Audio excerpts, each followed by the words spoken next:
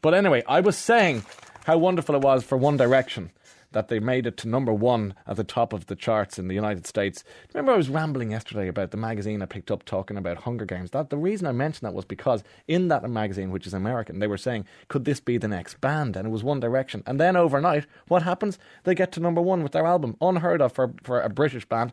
We're holding on to the Irish connection thanks to Niall Horan, whose dad is Bobby. Good morning, Bobby Horan. How are you, Ryan? How are you getting on there? Absolutely great. Are you in Mullingar? I am, yeah.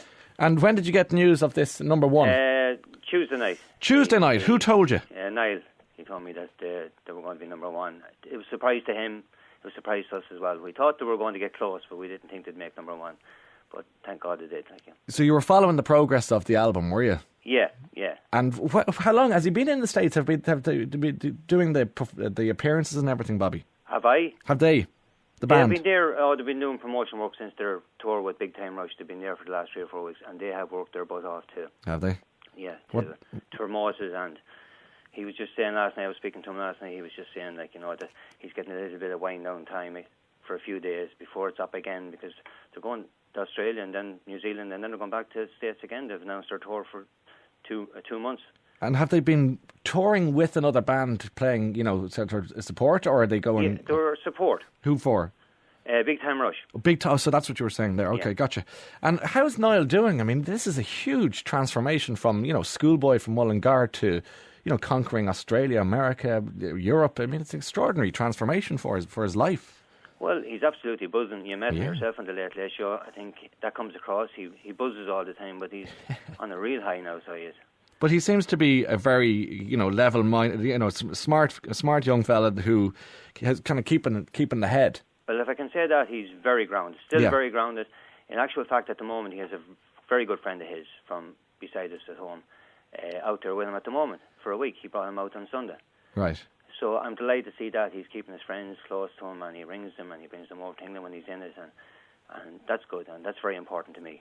And do you get to see him much, Bobby? Very little, Ryan.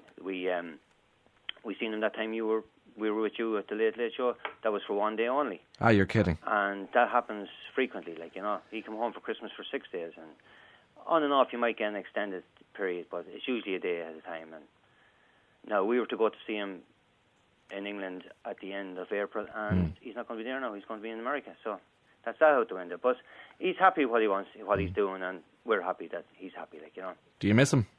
Absolutely, yeah. You can see what he's like, and you'd have to miss that. Well, he's a live wire, isn't he? So and that's the way. He sings non-stop, plays the guitar. The first thing when he does when he comes into the house, he goes into his room and gets his guitar out and starts strumming. That's what he does. That's what he lives for. And was that always the way with Niall? Since he was a kid, was he one of those musical children? Yeah, he was. I always remember him. He had a little toy microphone and guitar, and I had 2 aunts that live in Dublin. And he used to come down and he used to get them singing Saturday night at the movies, and he used to do it for them. That was fun. He was about 3 then. And they loved it doing, and they were his first audience and judges, so he was. They were, Tough audience, I'd say. And they still remind me about that, and it's that was his first audience. And did you have music playing in the house, Bobby? Were you into, did you have records on? Or? The only thing, I'm big into the Eagles, and it's Are the you? only group I am, yeah. And Niall, as a result of it, we went to all their concerts in Dublin. He loves them as well, and that's the only group I have ever listened to, really. Well, they do good harmonies too, don't they? Oh, absolutely, yeah. Please, yeah. And so have you got to see Niall performing in any sort of arenas or Wembley or stadium? We went to Birmingham on their tour gone by. I was there that night. You were at the X Factor tour. Oh, yes, yeah. I seen him in Dublin as well, Yeah, and are you enjoying it, or are you a little bit worried as the dad? The only thing I'm worried about is hopefully it'll be a long period that they'll be at the top.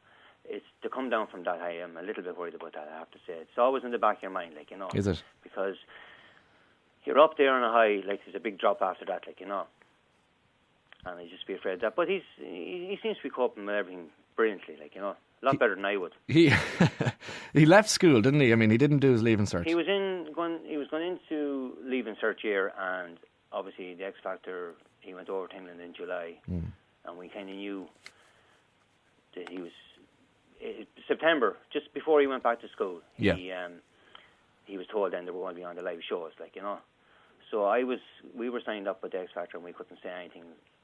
So the people around here were saying, well, did he get through or not? Did he get through or not? And they were kind of in two minds. They were saying, well, he's home now, so he mustn't be through. And then they were saying, well, why is he not back at school? Like, you know, so they were kind of tripping themselves up, if you know what I mean. You had to kind of keep it undercover. Yeah, we were told to keep it under as good as we could, like, you know. And did the school thing bother you, or did you feel, look, it's rock and roll, that's what happens? Well, I initially, before the audition, would have rather him finish school, like, you know, at the time, like, you know, but obviously he couldn't stand in his way either. Yeah. So when they come up, like, you know, well, he had to chase that dream. That's what he always wanted to do. So leave him off. Yeah. There goes the phone. It's probably him saying it's number one in Malaysia or something. You know the way it's going. What about the house then? I mean, I presume the bedroom's intact when he comes home, is it? Yeah, the bedroom is the same. Yeah. And he put up on Facebook one day, he came in, he took a photograph after, he was only in it 5 minutes and he had clothes everywhere, so he put up on Facebook.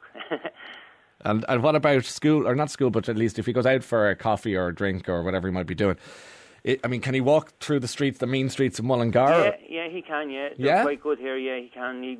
Obviously, if we go in for a drink or something like that, like, you know, there will be a few people there that obviously will recognise him and have a few photographs. 10 minutes, and that's it, and, like, you know. Yeah, there's a madness, and then they leave him alone. Yeah, okay. Just leave him alone. Everybody's afraid that he's going to go, like, you know. Going to go where? Yeah, I don't know, but they're kind of afraid, like, you know. So with this development now, with One Direction number one in the States, Joe Dolan might have a friend now beside him as a statue in the years to come. That would be very nice. He often had a photograph hanging out with Joe Dolan, so... He does? Yeah. Of him? Yeah. Is he a fan of Joe's?